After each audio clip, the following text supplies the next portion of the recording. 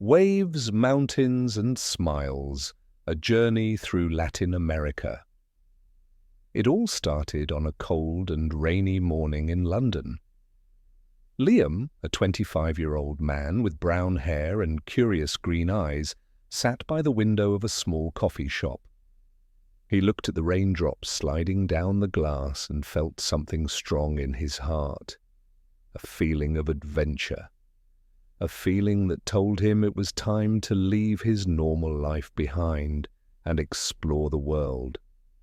For many years, Liam had dreamed about traveling to faraway places. He often looked at maps, watched videos about other countries, and read books about different cultures. But life was busy, with work, with rent, with everyday problems. He always said, "One day I'll go." But that day never came. Until now. He opened his laptop, searched for flights, and without thinking too much, bought a one-way ticket to Mexico City. His hands were shaking a little, but he smiled. "This is it," he whispered.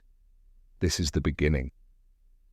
Liam packed his backpack, just the most important things. Clothes for hot days and cool nights, a camera, a notebook, and a small guitar he loved to play. He said goodbye to his family and friends, hugged his mother tightly, and promised to send pictures.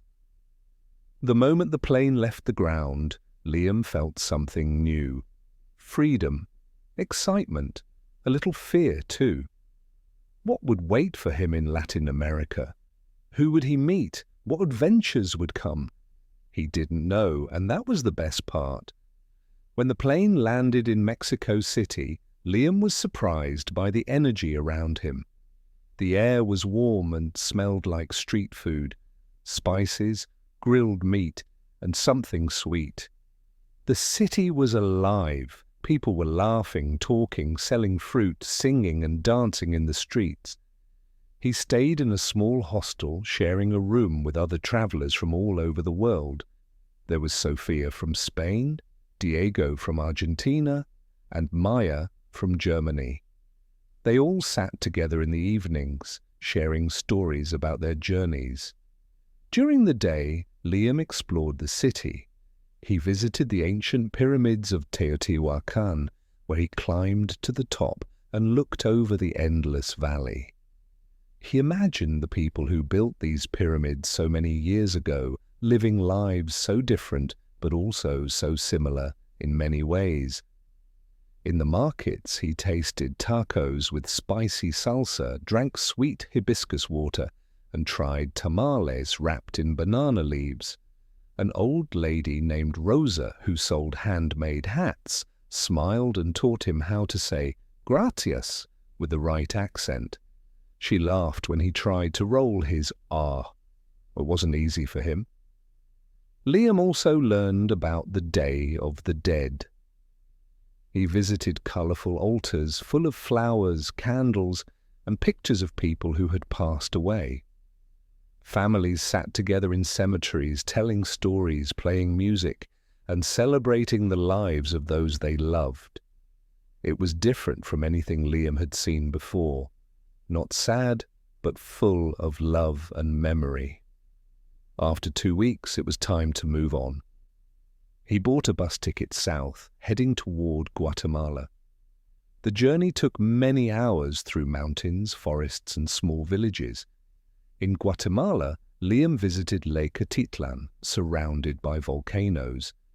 He stayed in a tiny guest house owned by a family of the local Maya people. Each morning, the grandmother made him fresh tortillas by hand. The children showed him how to paddle a wooden canoe. One day, a man named Pedro invited him to visit his coffee farm.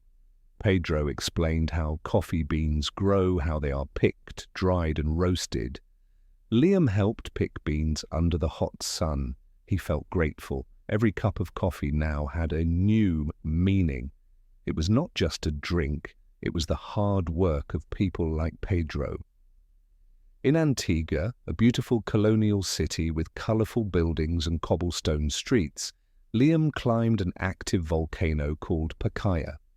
At the top, he roasted marshmallows over hot lava rocks while watching smoke rise into the sky.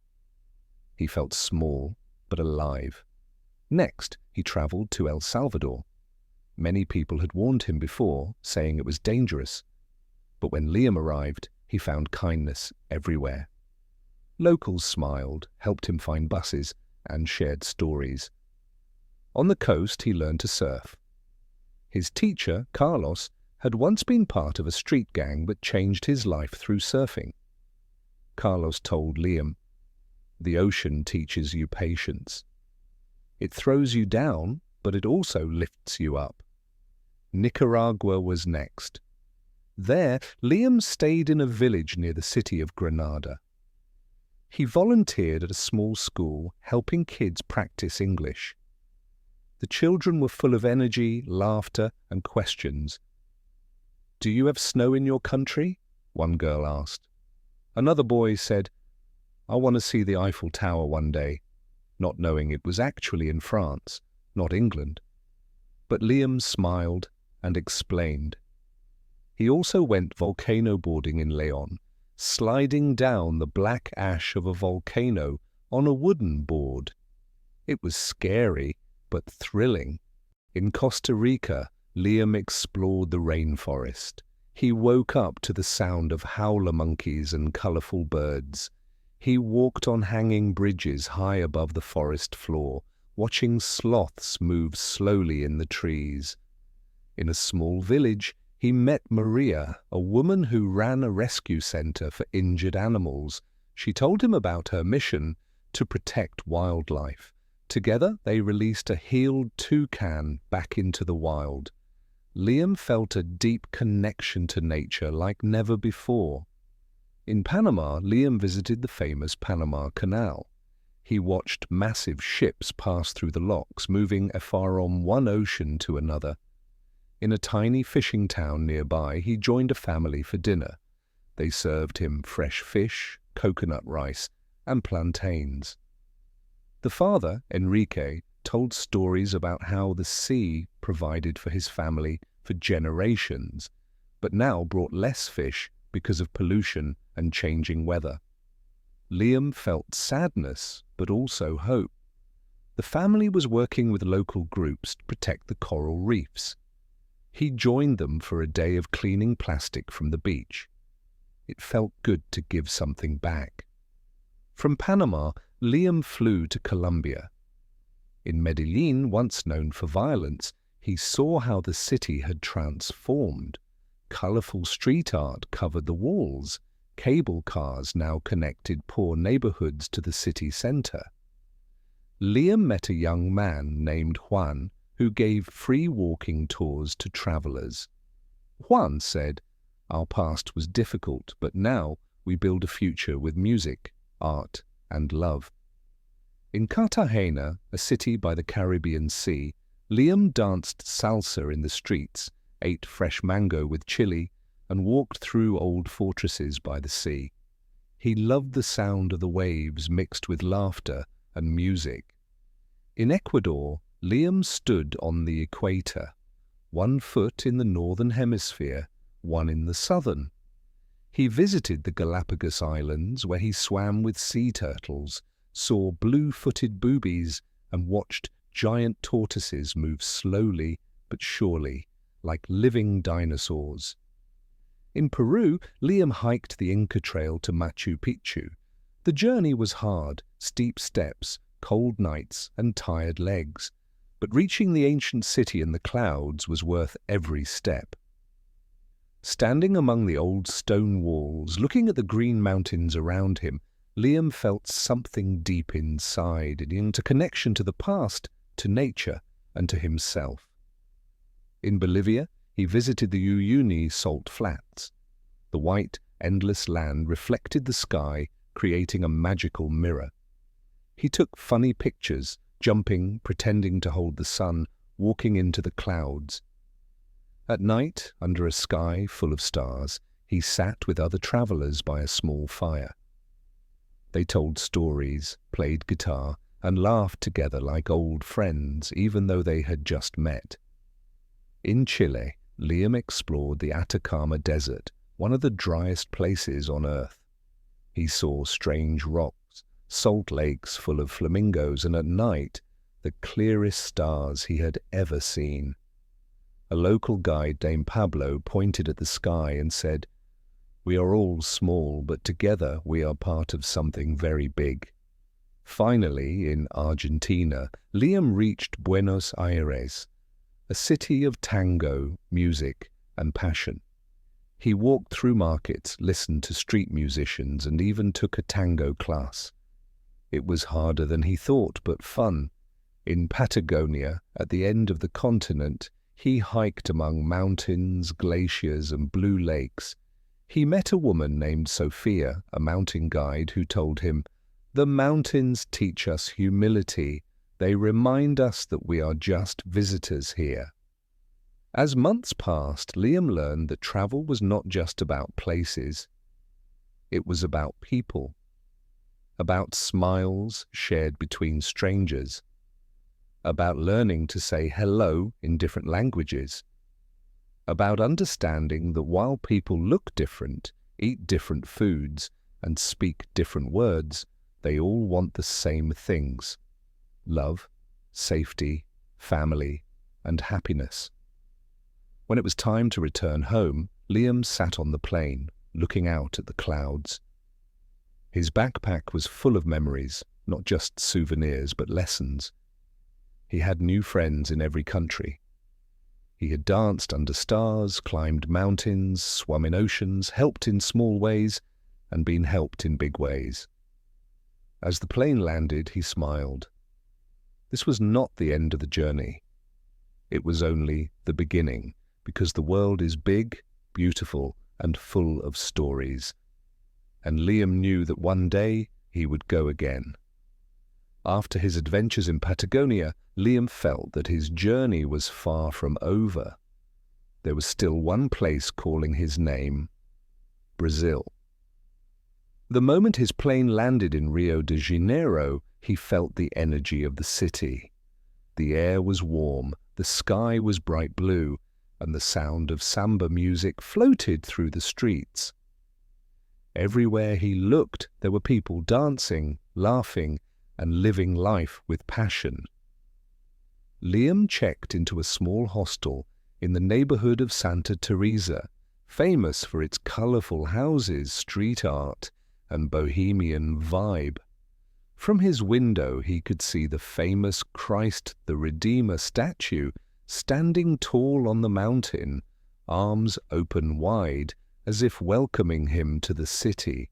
The next morning, Liam woke up early to hike up to Pedra da Gávea, one of the highest peaks in Rio, with a view of the city, the beaches, and the ocean. The hike was tough, steep, hot, and slippery in some parts. At one point he had to climb using ropes along a vertical rock wall. His heart was pounding, but when he finally reached the top, the view was breathtaking. He stood above the clouds, looking down at the beaches of Ipanema and Copacabana, the blue Atlantic Ocean stretching to the horizon. The city looked like a painting: green mountains, golden sand, and endless blue. While in Rio, Liam couldn't miss the chance to fly, really fly. He signed up for a paragliding adventure. Standing at the top of a mountain with his instructor, strapped into a colorful parachute, the wind blowing through his hair, Liam felt a mix of fear and excitement. The instructor counted 3, 2, 1, run! They ran toward the edge, and suddenly the ground disappeared. For a moment Liam held his breath, then silence. They were floating, gliding over Rio. Below he saw the deep green of the Tijuca forest, the white sand beaches, the blue ocean, and the busy streets. Birds flew close by, and the world seemed both huge and small at the same time. This is freedom, Liam thought.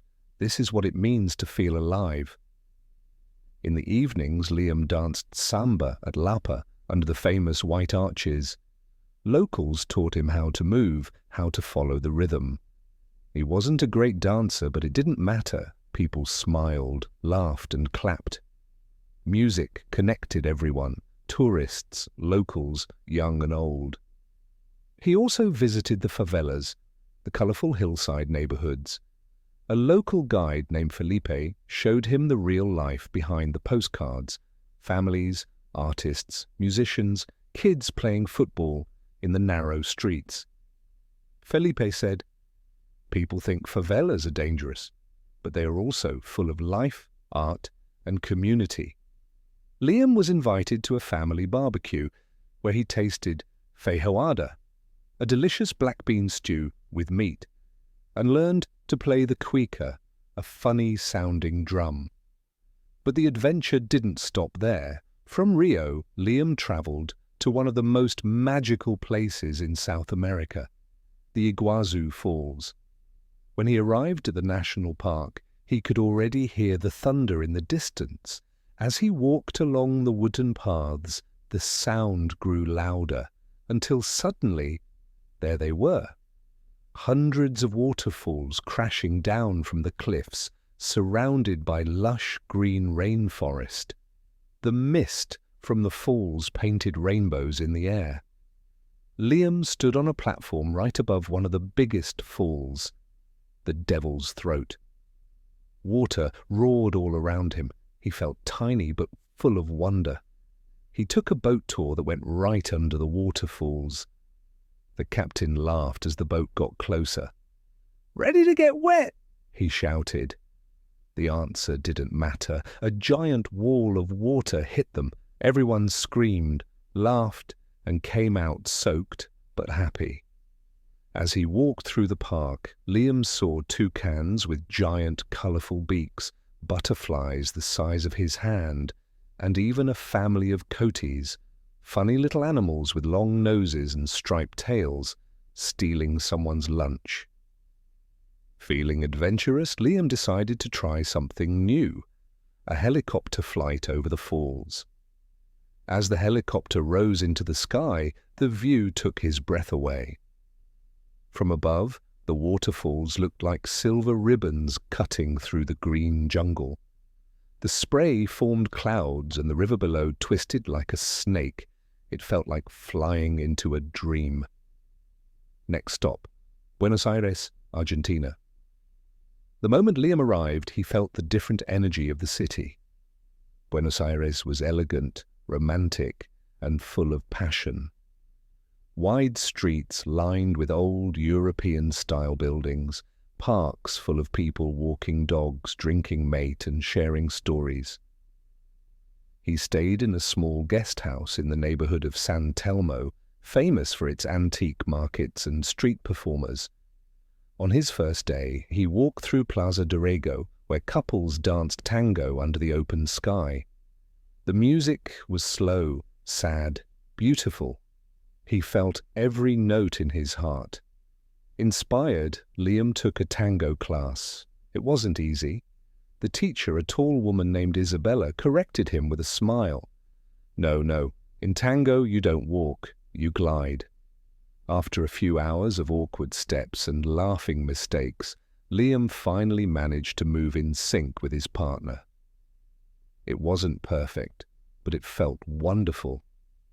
In the evenings he tried Argentine steak, the best he had ever tasted, and drank Malbec wine. He visited La Boca, a neighborhood famous for its colorful houses and street art. He watched a football match at La Bombonera Stadium. The crowd sang, jumped, and cheered so loudly that the stadium shook. "This is not just a game," a fan told him. "This is life." But Liam wanted one more big adventure before leaving Argentina. Something unforgettable. So he booked a skydiving jump near Buenos Aires. On the day of the jump, his heart raced as the plane climbed higher and higher. At 3,500 meters, the instructor opened the door. The wind roared. "Ready?" the instructor asked. Liam nodded, barely breathing. 3, 2, 1, go! Suddenly the ground dropped away. For a few seconds, pure freefall.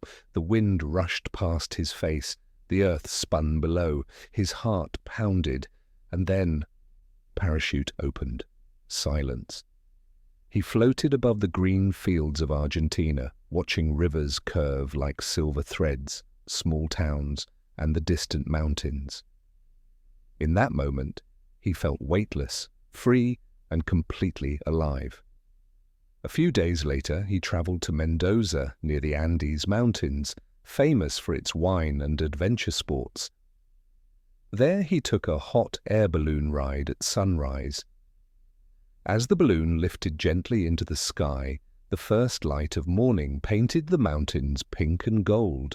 Below, vineyards stretched in every direction. The air was cool and fresh. The world felt peaceful, calm, and incredibly beautiful.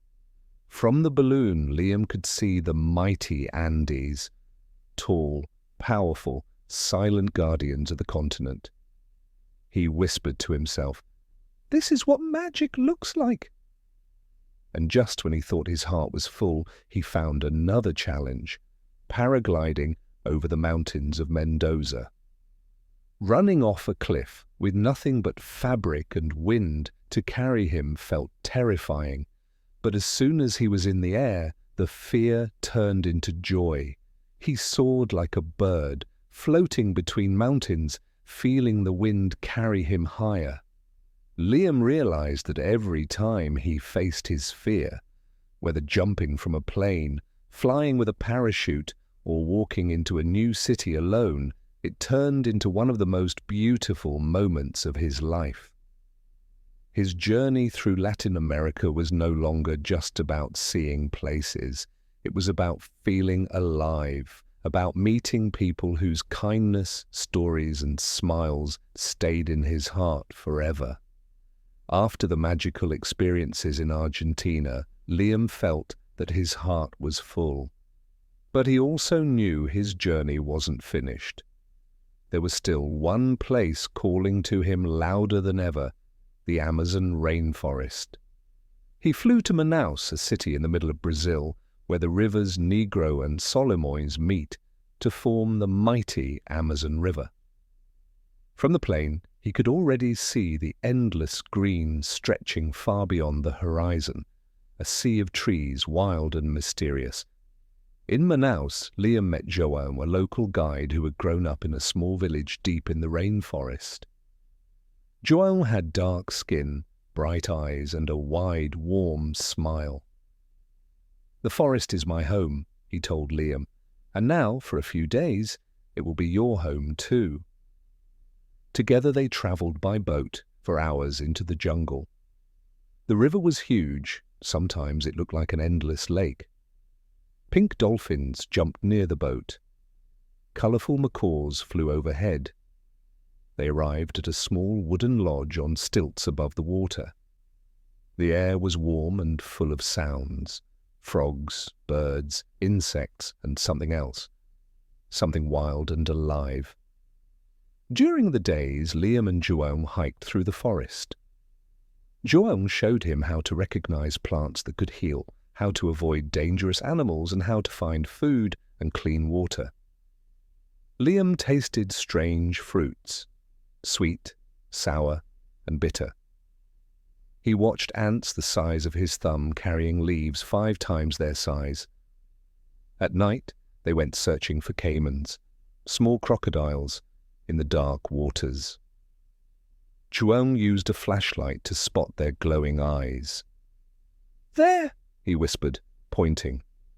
Liam's heart raced as they got close, but João expertly grabbed a small caiman, showed it to Liam, then gently released it back into the water.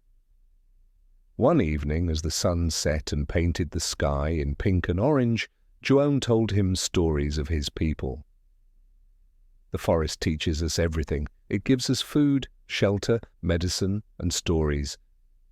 But we must respect it. If we take too much, the forest gets angry.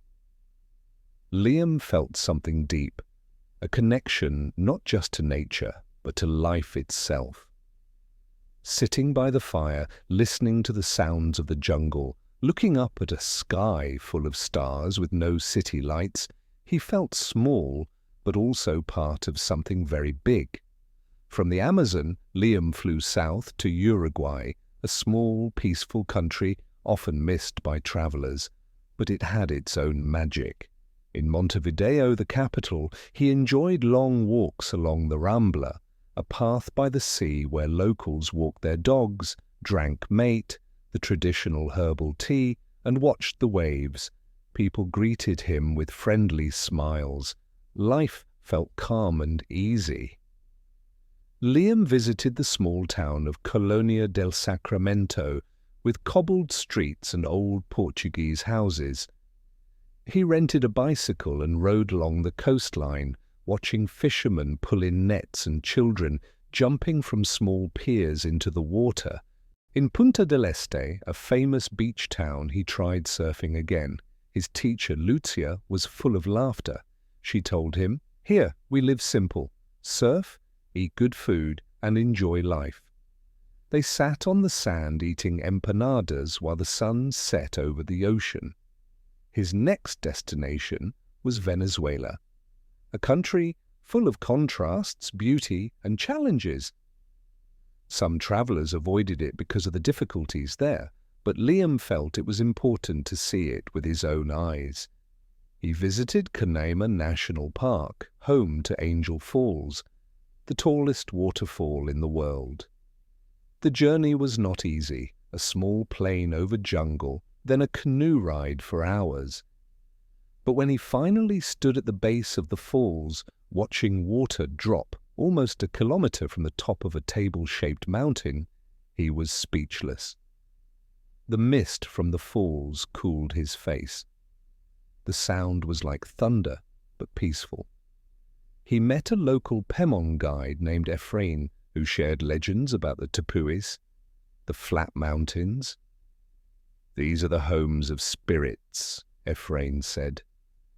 "Our people believe the mountains are alive." Liam spent the night in a hammock, listening to the sounds of the jungle and the endless whisper of the waterfall. It was one of the most beautiful nights of his life. From Venezuela, Liam returned to Colombia, this time to explore the Caribbean coast. He visited the town of Palomino, where the jungle meets the beach. There, he went tubing, floating down a lazy river that winds through the forest, surrounded by birds and monkeys, ending right at the sea. In Tayrona National Park, he hiked through lush forest to hidden beaches with golden sand and crystal-clear water. Local Kogi people passed by, dressed in white, carrying handmade bags. They lived by ancient traditions deeply connected to nature. Liam learned that the Kogi believe they are the guardians of the earth. "If the mountains die, the world will die," one elder told him. Further south in Medellin, Liam visited Comuna Trece, once one of the most dangerous neighborhoods in the world. Now it was full of street art, music, and life. He joined a graffiti tour and met young artists who told stories through colors and shapes on the walls. "Art saved our community," one of them said. "It gave us hope." From Colombia, Liam traveled to Chile. In Santiago, he enjoyed the vibrant markets, tried pastel de choclo, a sweet corn pie, and climbed Cerro San Cristobal for views over the city and the Andes Mountains beyond. But the real magic was in the far south, Torres del Paine National Park in Patagonia, Chile. Liam hiked for days among towering granite peaks, deep blue lakes, and massive glaciers. He camped under skies full of stars, crossed rivers on shaky wooden bridges, and listened to the crack of ice falling from glaciers into the water. In the mornings, frost covered the grass. In the afternoons, strong winds almost pushed him off his feet. But every step was worth it. Standing in front of the famous three towers, Torres, watching the sunlight turn them pink at sunrise, Liam felt something he could not describe. pure joy, pure life. On his way back north, he stopped in the Atacama Desert. There, he joined a group for a stargazing tour. With no clouds and no city lights, the sky was a cathedral of stars. The Milky Way was so clear it looked like a river of light. A guide pointed at Saturn, visible with its rings through a telescope. "This," the guide said, "is the clearest window to the universe." As the journey neared its end, Liam thought back to all the people he had met. From Pedro, the coffee farmer in Guatemala, to Carlos, the surfer in El Salvador. From João, the jungle guide in Brazil, to Sofia, the mountain guide in Patagonia. From children laughing in Nicaragua to artists painting their future in Medellin. He realized that travel wasn't just about seeing beautiful places, waterfalls, mountains, deserts, and cities. It was about people, about connection, about learning how big, diverse, and beautiful the world really is, and how small the distance between hearts can be. Sitting on the beach in Valparaiso, Chile, watching the sun set over the Pacific Ocean, Liam played his guitar softly and smiled. This journey had changed him forever, but one thing was certain. This was not the end. The world is full of places, stories, and smiles waiting to be discovered. And Liam knew, deep in his heart, that his adventure had only just begun.